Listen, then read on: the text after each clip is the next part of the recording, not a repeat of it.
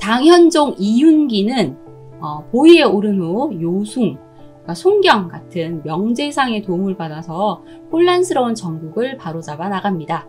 국가의 조직을 개편하고 능력 있는 인재들을 등용했으며 또 백성들의 부역을 공평하게 부담해서 민심을 안정시켰습니다. 또 유능한 관리를 지방에 파견하고 사찰과 승려를 줄이고 가뭄이 돌자 황궁에 있는 쌀을 풀어서 백성들에게 나누어 주는 등 어진 정치를 행하게 되죠. 그의 치세기간 당의 수도는 세계에서 가장 크고 화려한 도시로 그 위용을 뽐내게 됩니다. 자, 그렇게 당현종은 강력한 황제의 위상을 다시 회복하고 긴 세월 명군으로 친송받게 됩니다. 이 태종 이세민이 이룩한 태평성세에 버금가는 치세를 행했다고 해서 후세 사람들이 이 당현종의 연호가 개원이거든요. 그래서 개원의 치라고 불렀습니다. 당현종은 임치왕 시절 왕씨를 왕비로 맞았고요. 또 그가 황제가 된 후 이 왕씨는 왕황후가 된 것인데요. 왕황후는 남편이 정변을 일으켰을 때 뛰어난 식견으로 남편을 도왔고 또 쌍둥이 오빠인 왕수일이 직접 정변에 가담해서 이 현종에게 도움을 주기도 합니다. 자, 그렇게 왕황후는 당현종이 황제가 될 때까지 많은 도움을 주어서 그녀의 집안도 위세가 높아지게 되죠. 그런데 참 안타깝게도 왕황후가 대를 이을 아들을 낳지 못합니다. 그래서 지위가 낮은 후궁 중에 양낙원이라는 여인이 있었는데 또 일찍 사망을 했어요. 그래서 그녀의 아들 이형을 자신의 아들로 입양을 하게 됐지만 사실 양아들이지 친아들은 아니잖아요. 그리고 당시 태자 자리는 또 현종이 총애하는 후궁 조여비가 낳은 아들 이영이 올라가 있었기 때문에 불안한 마음을 계속 가지고 있었어요. 그렇게 또 계속 나이가 들어가니 당현종의 총애를 잃게 되고 당현종은 여러 후궁을 총애하다가 종래에 가장 총애한 후궁은 바로 무해비였습니다. 무해비는 상한왕 무유지가 아버지예요. 그러니까 무시인 걸로 봐서 누군가랑 또 관련이 있는 것 같다. 그죠? 바로 무측천의 손질녀입니다. 무해비의 증조 할아버지가 무사양인데 무사양이 무측천의 숙부예요. 그리고 할아버지가 무해운.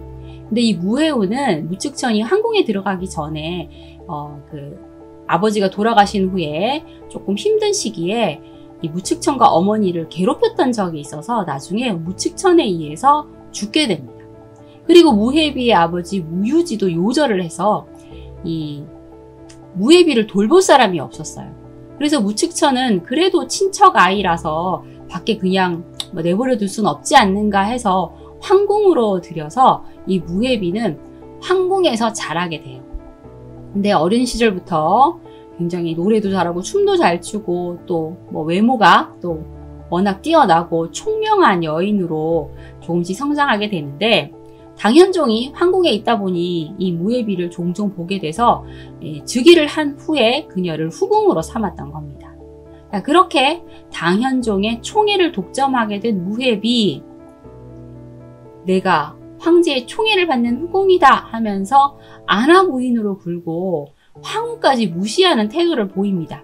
자, 그러다 보니 이를 도저히 못 참고 너 왜 이리 건방지게 구느냐 하면서 그 자리에서 황후가 무해비를 질책하게 되죠. 그러자 무해비가 어디 두고 봐라 하면서 원망을 품고 있다가 당현종이 오자 또 눈물을 뚝뚝 흘리면서 또 황후가 저를 질시하여 저를 괴롭혔습니다 하면서 또 고자질을 하죠. 자, 그러자 또 당현종 또 내가 사랑하는 무해비에게 무슨 말을 했느냐 하면서 또 황후에게 뛰어가서 질투심이 그렇게 많아서야 어찌 국모라 하겠는가 하면서 막 황후를 욕하고 그럴 거면 내가 황후 자리에서 폐위시키겠다라는 말까지 합니다. 자, 그러자 왕황후가 또 울면서 신첩이 단지 비빈에게 미움받을 일을 한 것뿐인데 폐하께서 어찌 그리 화를 내십니까? 예전에 신첩의 아비가 황상의 생신에 자신의 의복을 가져와 밀가루로 바꾸어서 탕과 병을 만들어 드시게 한 일을 잊으셨습니까? 라는 말을 합니다. 그러니까 이 아직 황제가 되기 전에 이 황후의 아버지가 자신의 옷을 밀가루로 바꿔서 이 탕병을 만들어서 올렸던 그런 적이 있었나 봐요. 그러니까 또 양심의 가책을 느낀 거죠. 맞아, 그런 적 있었지 하면서 이 당현종은 왕항후를 폐위하겠다는 말은 또 쏙 들어가게 됩니다. 그렇게 왕항후는 몇 년간 황후 자리를 유지할 수 있게 되는데요. 하지만 또 황제 마음이 언제 바뀔지 알 수 없는 법이잖아요. 그래서 일단 뭔가 방법을 좀 모색을 해야 돼요. 황후 자리에서 폐위되면 가문의 모든 가족의 앞날도 벼랑으로 떨어질 수 있기 때문에 이 온 가족이 머리를 씁니다. 어떻게 해야 하나.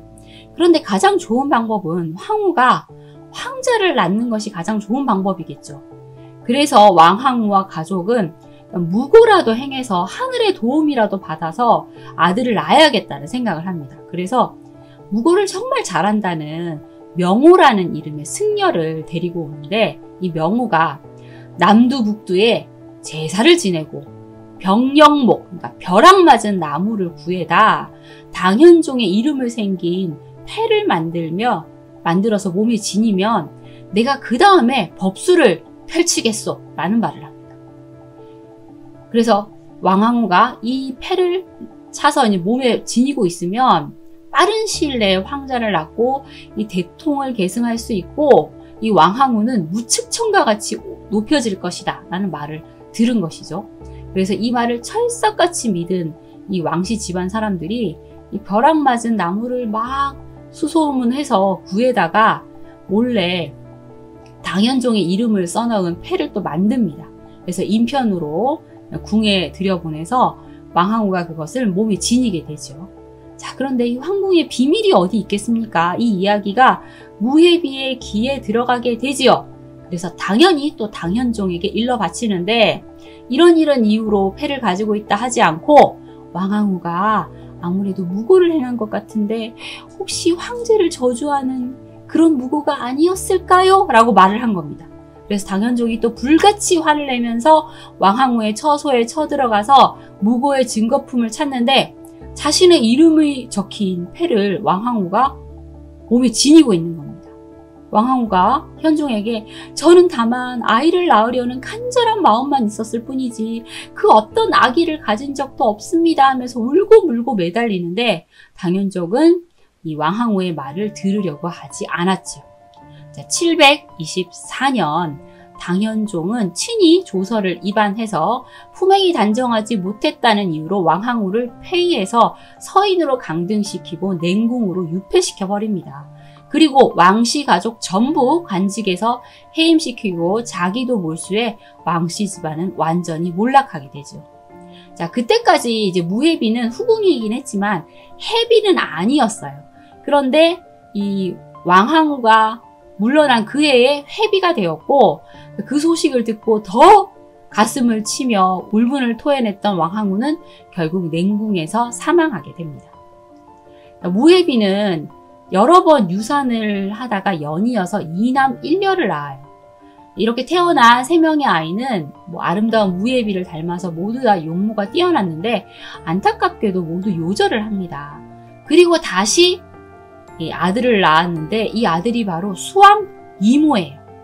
이게 전이요 아이들이 다 죽었기 때문에 혹시나 이 이모가 일찍 사망을 할까 싶어서 당현종은 그의 형인 영왕 이현의 사저에서 이모를 대신 기르게 합니다. 그래서 영왕비 원씨가 이모에게 친히 젖을 먹여 길렀던 것이죠. 이런 정성 때문인지 다행히 수왕 이모는 별탈 없이 건강하게 성장을 하게 되었고, 뒤이어 무해비는 1남 2녀를 더 낳게 되는데 성왕 이기 그리고 하미공주, 태화공주를 낳았습니다. 무해비는 이제 황후도 처치를 했으니 이제 그 자리는 내 차지가 아닐까라는 생각을 해요. 그리고 당현종도 무해비를 너무 총애했기 때문에 그녀를 황후 자리에 앉히고 싶어 했어요. 그래서 내가 무해비를 황후에 올리려고 하는데 어떻게 생각하는가 하면서 대신들과 논의를 했죠. 그런데 어사 반호래가 상소를 올려서 무해비의 친척으로 숙부벌인 무삼사와 무연수가 모두 조정의 기강을 망가뜨린 인물들이고 세상 사람들이 다 싫어했습니다. 또 태자 이영은 무해비의 소생이 아니고 무해비에게는 아들이 있습니다.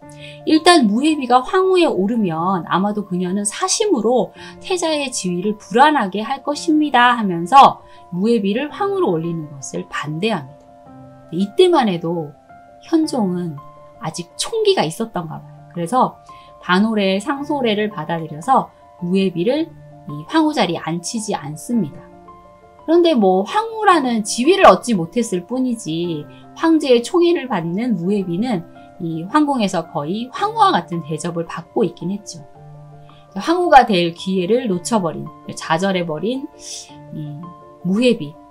그렇다면 내가 황후는 되지 못했지만 내가 낳은 내 아들 수왕 이모만큼은 꼭 태자 자리에 앉히고 말리라 라는 또 다른 야망을 품게 됩니다. 당현종은 후궁들이 많은 만큼 애들도 많았어요. 그래서 아들만 30명이 있었어요. 그 중에 수왕 이모가 18번째 아들입니다. 그러니까 태자가 될 확률은 굉장히 높지 않죠.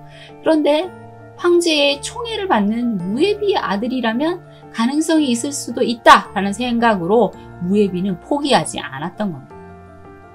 사실 당현종은 무해비를 총애하기 전에 조여비, 황보덕, 유세인 등의 후궁들을 총애했고 그녀들에게 각각 태자 이영, 아강 이호, 강왕 이거가 태어나게 돼요. 각각 아들들이 한 명씩 태어났던 거죠. 이영, 이호, 이거는 공통점이 있죠. 자신들의 어머니가 한때 황제의 총애를 받았지만 그 총애를 잃어버린 그런 안타까움을 어떤 공통점으로 갖고 있어서 자주 이 세 명이 모였는데 현종의 총애를 이렇게 어머니들이 잃은 것에 굉장히 안타까워하고 또 술을 마시면 현종과 무해비를 원망하는 말을 종종 했다고 합니다.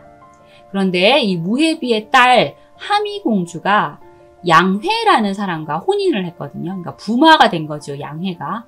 근데 이 양회가 또 무해비의 입안에 혀처럼 굴면서 태자 이영을 감시해서 고해 바치면 좋아하시겠구나 라고 생각해서 태자의 일거수일투족을 이렇게 감시하다가 태자가 모여서 하는 말을 무해비에게 전하게 돼요.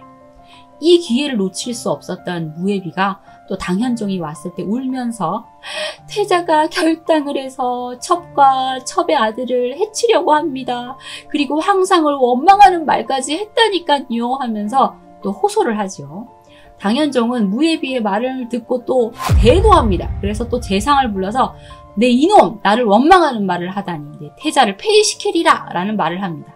이에 재상 자리에 있던 장구령이 태자와 여러 왕은 매일 황상의 훈계를 잘 들어 천하가 모두 기뻐하고 있습니다.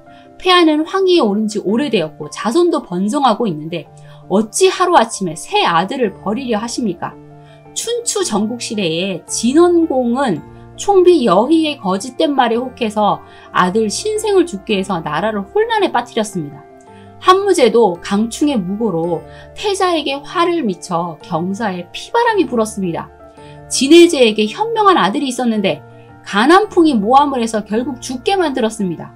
수문제도 황후의 말을 듣고 태자 용을 폐위시켜 결국 천하를 잃지 않았습니까? 지금 태자는 아무 잘못이 없고 두 왕은 현명합니다. 부자의 도리는 하늘이 내린 것이니 비록 잘못된 것이 있다 하더라도 가려주셔야 합니다. 폐하께서 너그러이 용서해 주십시오. 라며 또 간언을 합니다. 또 현종 그 말 들으니 또 맞는 것 같네 하면서 이 태자 폐위 문제는 없던 것으로 하게 되죠. 무해비는 이 장구령 때문에 일이 틀어졌구나 라는 생각으로 이 장구령을 없애야겠다라는 생각을 합니다. 이때 학문시랑 이인보가 이 무해비의 생각을 읽고 황간을 보내서 수왕을 보호해, 그러니까 수왕 이모를 보호해서 만세 후 무해비가 죽은 후에 계책을 행하고자 합니다 라는 말을 넣습니다.